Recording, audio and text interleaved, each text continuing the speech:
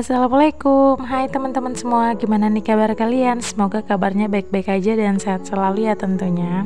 Dan seperti biasa, hari ini aku bakal share lagi untuk aktivitas aku di siang hari. Nah ini tuh kalau nggak salah sekitaran jam setengah 3-an sore. Nah ini aku juga mau buka-bukain dulu untuk bahan-bahan kue yang baru aja diantarin sama tantenya suami aku. Dan kalau nggak salah ini tuh di hari Sabtu ya Bun. Jadi tantenya suami aku tuh baru aja datang ke rumah buat nganterin bahan-bahan kue. Jadi setiap tahun aku tuh selalu buatin kuenya dan aku cuman tahu buat aja.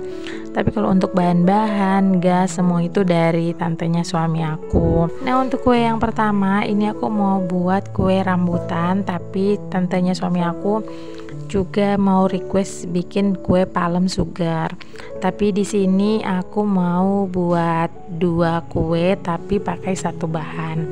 Nah yang kalian bisa lihat di sini aku pakai ukuran menteganya 1 kilo, terus aku pakai gula 1 kilo juga. Ya pokoknya untuk kue yang aku buat kali ini tuh lumayan banyak karena seperti biasa ya Bun, ini tuh di kampung. Jadi kebanyakan kalau yang bikin kue itu emang ukurannya per kilo.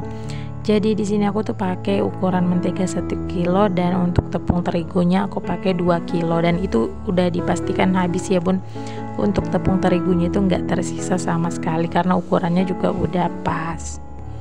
Nah oke, lanjut. Di sini aku mau mau cetak dulu untuk adonannya. Jadi untuk bagian yang pertama, untuk adonan pertama ini aku mau aku mau rasamain gitu untuk bentuk dan ukurannya. Jadi ini aku panjang-panjangin dulu, terus nanti aku potong-potong sesuai dengan ukuran yang aku mau. Sebenarnya ini tuh jatuhnya kayak lebih lebih memakan waktu gitu ya Bun. Lebih enakan kalau langsung dicetak pakai tangan gitu. Cuman di sini aku buatnya satu talang aja yang aku potong-potong seperti ini ya Bun untuk ukurannya biar sama gitu. Nah setelah dipotong-potong seperti ini baru deh aku mau masukin ke dalam gula palemnya. Ini aku aku kocok-kocok seperti ini aja biar dia itu terbalur dengan rata. Tapi karena di sini udah terlanjur dicetak, terus udah mungkin kena angin juga, jadi si palem sugarnya ini nggak terlalu nggak terlalu nempel banget gitu Bun. Jadi di sini aku cuman pakai ukuran itu cuman satu talang aja dan selebihnya itu aku cetaknya pakai tangan. Dan kebetulan ini aku buatnya kan udah siang menjelang sore gitu ya Bun, udah jam 3-an juga sih. Berhubung tadi kalau dipotong-potong disamain ukurannya itu membutuhkan waktu yang terlalu lama. Sementara ini kan udah hampir mau dekat buka gitu ya Bun. Jadi aku memutuskan untuk aku cetak dan aku pakai filling aja gitu ya Bun untuk besar dan panjangnya.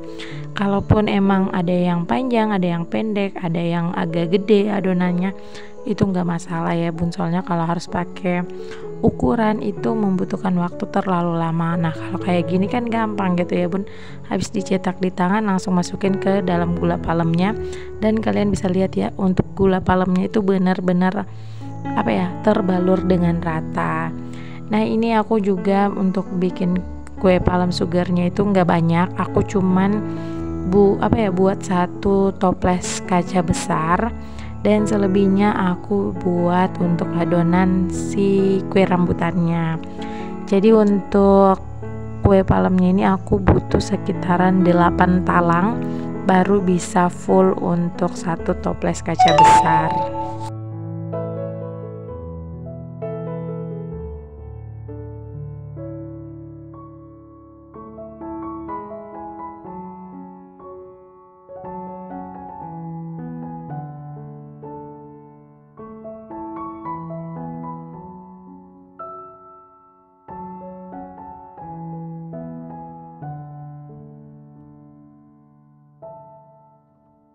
Nah ini sekitaran jam 7, jam setengah 8 aku tuh baru aja selesai buat adonan untuk kue rambutannya.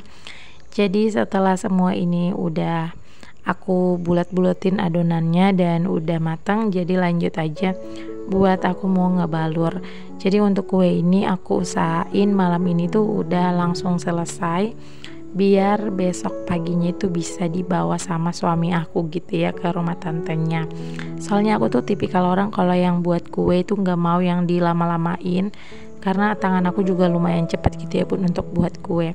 Tadi aku buat kuenya itu sekitaran jam 3 sore, terus aku selesainya sekitaran jam setengah 10 malam. Jadi menurut aku ya lumayan gitu ya bun, dengan tingkat kue yang menurut aku lumayan memakan waktu, mulai dari bikin palem sugar itu harus dibalur lagi dengan gula palemnya, terus ini untuk ngebalur si kue rambutannya itu juga membutuhkan waktu yang lama. Jadi biar biar si kue rambutannya itu nggak terlalu lama nunggu si coklatnya itu set. Jadi aku punya tips nih buat teman-teman semua, aku langsung masukin aja ke dalam kulkas. Tapi itu aku masukinnya itu 1 menit atau 2 menit gitu, cukup untuk si coklatnya itu set. Soalnya kalau nunggu di suhu ruang itu bisa membutuhkan waktu yang lumayan lama gitu ya bun. Apalagi di sini untuk kue rambutannya juga banyak. Aku buatnya ini sekitaran jadinya 2 toples. Jadi untuk satu adonan itu bisa jadi 3 toples. 4 toples sih kalau untuk kue rambutan. Cuman berhubung ada kue palemnya, jadi rambutannya cuman bisa jadi 2 toples dan 1 toplesnya itu kue palem. Oke, next ini tuh kegiatan aku di keesokan paginya. Soalnya semalam kan aku udah selesai betul buat kue rambutan dan kue palemnya. Nah paginya sekitaran jam 9 ini aku baru mulai mau ngadon. Aku tuh mau bikin kue bimoli. Ini tuh kue kacang gitu ya bun, kue minyak kacang sih kalau banyak yang tahu. Cuman kalau di tempat aku namanya kue bimoli karena kenapa? Karena dia itu pakai minyak bimoli. Aku juga nggak tahu kenapa ya. Udah dari dulu juga sih namanya kue bimoli atau kue kacang. Nah untuk bahan-bahannya di sini aku tuh pakai 1 liter kacang yang udah disangrai dan udah dihalusin juga ya. Nah untuk tambahannya aku juga pakai 1 kilo gula halus, terus pakai maizena, terus pakai susu bubuk dan tepung terigu, vanili dan baking powder. Nah tadi untuk adonnya, pertama kata tantenya suami aku tuh nggak usah dipakein pewarna kuning, cuman menurut aku terlalu pucat. Jadi aku tambahin pewarna tapi nggak banyak, ya minimal nggak terlalu pucat-pucat gitu ya bun untuk kue kacangnya. Nah di sini kalau untuk si kue kacangnya aku pakai filling aja untuk ngebulatinnya. Nah untuk yang bagian pertama ini emang kelihatan gede ya bun untuk bulatannya, karena tadi kan aku pakai baking powder, jadi otomatis ini nanti bakal ngembang gitu ya bun. Cuman karena ini baru pertama, jadi aku mau lihat dulu ngembangnya itu sampai di mana gitu.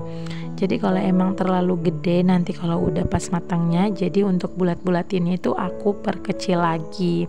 Ya pokoknya sesuai dengan selera aku aja sih. Nah kebetulan juga di sini aku tuh ditemani sama teman aku ya bun buat kuenya. Jadi ini untuk yang bagian pertama karena emang aku mau buat konten, jadi aku yang ngebalurnya. Tapi nanti bakal dibantu gitu ya sama teman aku. Jadi aku bagian yang bulat-bulatnya, teman aku deh yang bagian buat ngebalurnya. Nah untuk balurannya ini aku tuh pakai kue mari susu, terus aku campur juga dengan susu denkau. Ya pokoknya ini rasanya enak banget, kue jadul tapi emang setiap lebaran itu emang harus ada.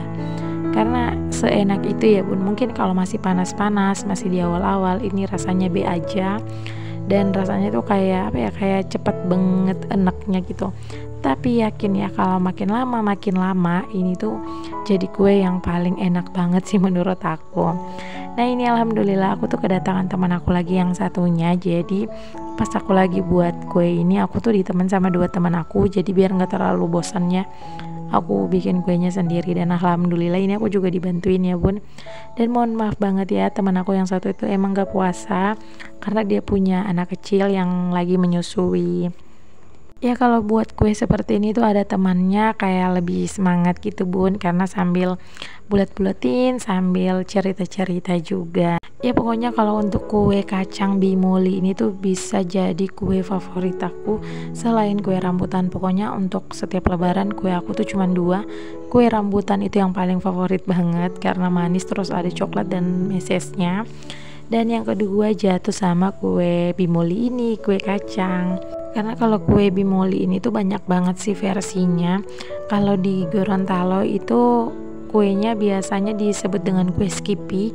Cuman untuk balurannya itu bukan pakai kue mari atau kue regal, melainkan pakai nisin crispy gitu ya bun, yang asin. Kalau begitu sekian dulu, wassalamualaikum.